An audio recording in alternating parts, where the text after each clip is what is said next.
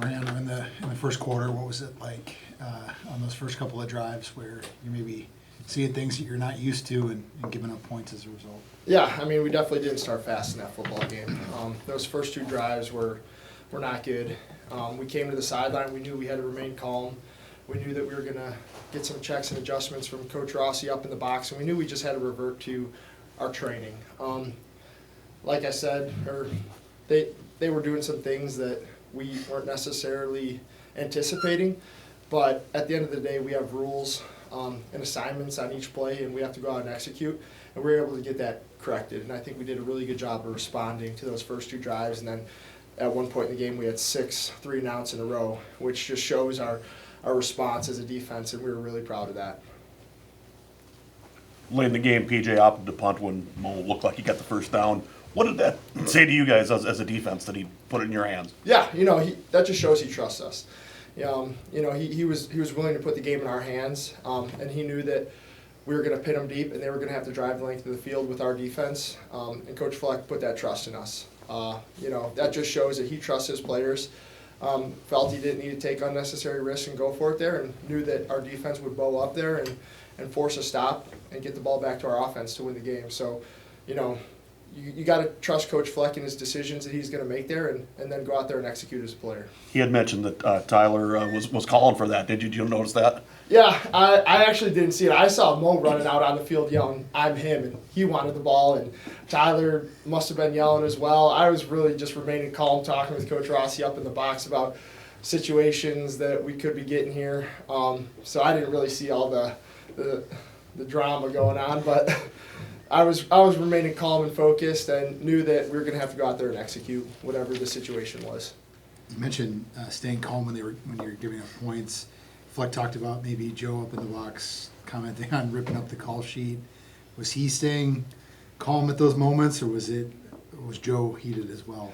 No, I wouldn't. When Coach Rossi's like that, that's just because he's so passionate, and you can get on the headset with him, and he to an average listener, you might think that he's upset or he's going crazy up there, but that's just his passion and his emotion.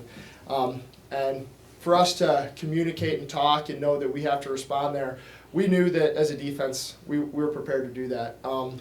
So yeah, everybody remained calm. I mean, it was the first quarter of the game. There was a lot of football left. They drove down the field and got points on the first 2 possessions, but we knew that we had some good answers.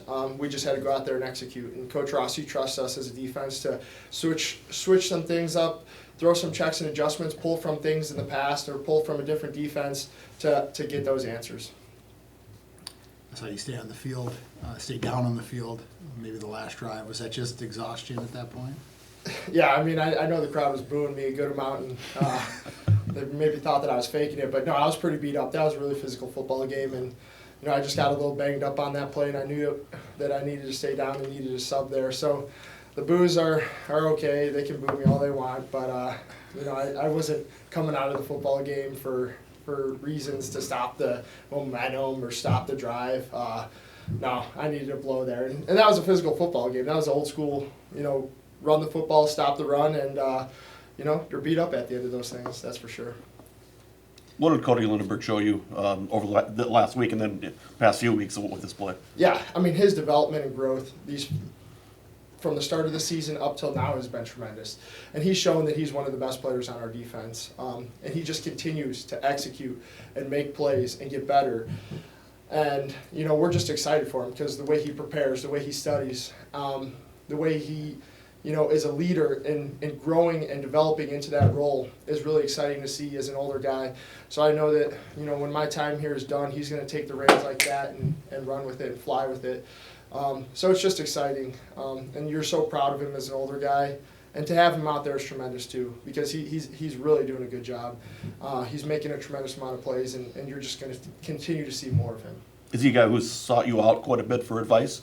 Oh, yeah. I mean, he's a guy that, he came in that 2020 season starting as a true freshman. I really had to take him under my wing, and, we've had that really tight and connected relationship ever since then. We watch film together all the time. We're constantly talking out on the field, and that's what linebacker play and defensive play is all about, just guys communicating calling things out to each other, and then flying around and playing for each other. So again, just so proud of him, and you're just going to continue to see him develop and grow into a really good linebacker here. Mariano, PJ talked at length yesterday about not even looking at Northwestern's record. I mean, how as a player do you approach a game when you're facing a team that hasn't gotten what it's wanted result-wise? Yeah, I mean, when you're looking at the cut-ups and strictly the film, and you don't even pay attention to their record, you're going to say that this is a really good football team, and it is a really good football team. They've been in close games with Penn State. They've been in close games with Ohio State, and they're really physical. They play extremely hard, and we have to be at our best. You look at their program, they're an extremely good program. They have an extremely good culture where their guys are going to come out flying. Their guys are going to come out with extreme how. So we have to be at our best. They were in a lot of close football games. Like I said, they could easily have that record flipped and be in the win column.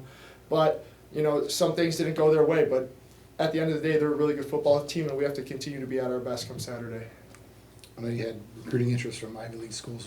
Did Northwestern show any interest in high school? Yeah, I mean, Northwestern showed a little bit of interest. I visited them a few times, but, I never got offered by them.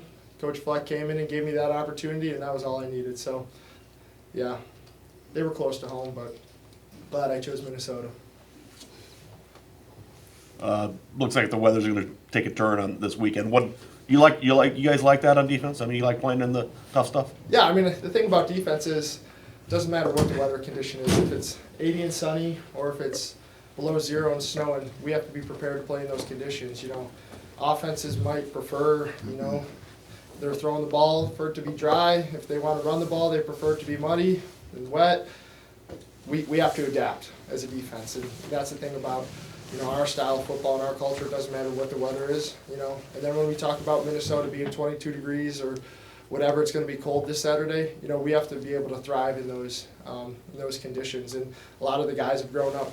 We go out to practice and it's 10 degrees outside. Most of the guys got short sleeves on just because they're Minnesota guys. You look at a guy like Josh Awney, I swear it could be negative 20. He's like, this ain't cold. And I'm like, Josh, it's cold. It's not warm, that's for sure. But, it doesn't matter the conditions. We have to be prepared to play in them. Is it weird that there's only 2 home games left? Does it seem like for you the season's kind of flown by? Oh, this season has definitely flown by. My career here and time here has completely flown by. But, Coach Fleck mentions all the time, each day, how many days we have left. And he says that to remind us and put it into perspective that, your time here isn't guaranteed and you don't have much time left. So just apply everything, give everything you got for these last 19 days or whatever it is, just so you have no regrets at the end. You're going to look back on these days and you're going to say, I wish I could just put the pads on one more time, or I wish I could suit up and play Gopher football one more time. So that's the mindset and perspective you have to have coming into the building each and every day, knowing that this time doesn't last forever, so you're going to make the most of it, and why not give 100% each day. Time for 1 or 2 more.